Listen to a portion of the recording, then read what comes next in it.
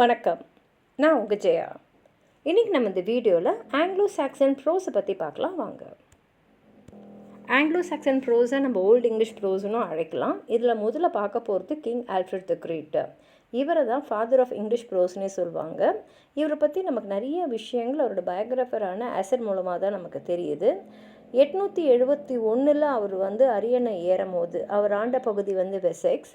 அவருடைய மக்கள் அறியாமையில் இருக்கிறது அவர் கண்டுபிடிச்சார். அதனால் மக்களுக்கு அறிவூட்டணும் அப்படின்ற ஒரு கடமை தனக்கு இருக்குன்னு உணர்ந்து அதுக்காக அவர் என்ன பண்ணார்னா நிறைய லாட்டின் புக்ஸை ஆங்கிலத்தில் ப்ரோஸில் மொழிபெயர்க்க ஆரம்பித்தார். முக்கியமான 5 புஸ்தகங்கள் அவர் மொழிபெயர்த்தார். அது விஸ்டம் புக்ஸ்ன்னு சொல்லுவாங்க. இது ஒன்று அவரே செஞ்சது, இல்லைன்னா அவரோட சூப்பர்விஷன் கீழே மற்றவங்க செஞ்சது. இந்த 5 புஸ்தகங்கள் என்னென்னா Bede's ecclesiastical history of England, Pope Gregory's Cura Pastoralis or Pastoral Care, Orosius' The History of the World, Boethius' Consolations of Philosophy, and Augustine's Soliloquies. ஆனால் அவருடைய முக்கியமான மாஸ்டர் பீஸ்னு எது சொல்லுவோன்னா ஆங்கிலோ சாக்சன் க்ரானிக்கல் தான்.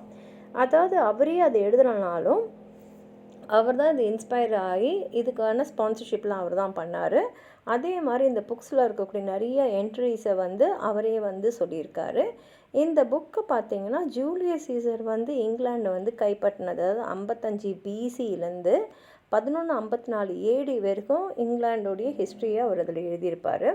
அடுத்து நம்ம பார்க்க போகிறது ஆல்ஃப்ரிக் ஒரு இங்கிலீஷ் அபாட்டு. அது மாத்திரம் இல்லாமல் ஒரு கன்சுமேட்டிவ் ப்ராலிஃபிக் ரைட்டர். அவர் ஓல்டு இங்கிலீஷ் ஹேகியோகிராஃபி நிறைய எழுதியிருக்காரு. ஹேகியோகிராஃபின்னா இந்த துறவிகளுடைய வாழ்க்கை வரலாறு தான் நம்ம ஹேகியோகிராஃபின்னு சொல்லுவோம், இல்லைன்னா முக்கியமான மத தலைவர்களை சொல்லுவோம். அதுக்கப்புறம் ஹோமிலிஸ் எழுதியிருக்காரு, பிப்ளிக்கல் கமெண்ட்ரிஸ், அப்புறம் மத ஜான்ஸ்லேயும் அவர் எழுதியிருக்காரு. அவர் நிறைய பேரில் கூப்பிடுவாங்க ஆல்ஃப்ரிக் த கிராமரியன், ஆல்ஃப்ரிக் ஆஃப் சர்ன், ஆல்ஃப்ரிக் ஆஃப் த ஹோமிலிஸ்ட்டுன்னு. ஆல்ஃப்ரிக் தான் முதல் கிராமரியன். அவர் ஒரு ஹோமிலி ரைட்டர் கூட. அவருடைய படைப்புகள்னு பார்த்தீங்கன்னா Catholic homilies 2 series of sermons, The Lives of the Saints, third series of sermons, Colloquy, it is a dialogue between master and a people. அதாவது ஒரு குருவும் சிஸ்டரும் பேசுகிற மாதிரி இதில் வரும். அடுத்து நம்ம பார்க்குறது உல்ஸ்டான் ஒரு English bishop of London, bishop of Worcester and archbishop of York. இவர் அவரை ஒரு பெனடிக் மாங்காக தான் அவரோட எக்லெஸ்டிக்கல் கேரியர் அவர் ஆரம்பித்தார்.